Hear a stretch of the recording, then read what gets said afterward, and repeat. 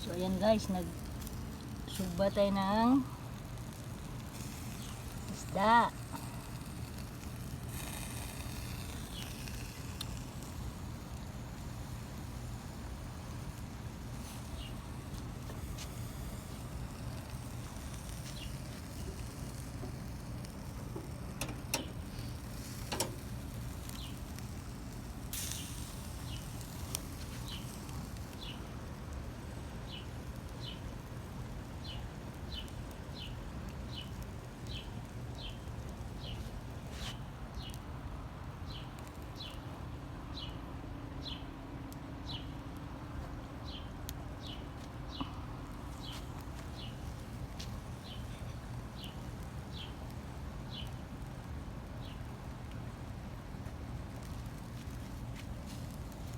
So takpan natin guys.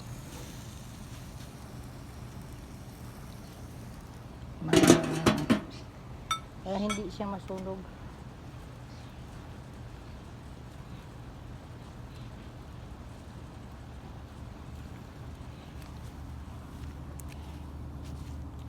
Tingnan nyo yung ano ko guys, oh. Charge. Ang daming ano siya. After flowers, mayroon na siyang ano guys, oh. Pwede na pang semelia, pang seeds. Tingnan nyo yung tomato ko guys. May flower na. Ayan. So buksan natin guys ang ating fish. Okay pa guys, marami pang apoy.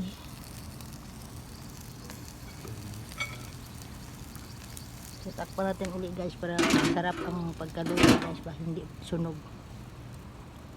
Thank you for watching guys.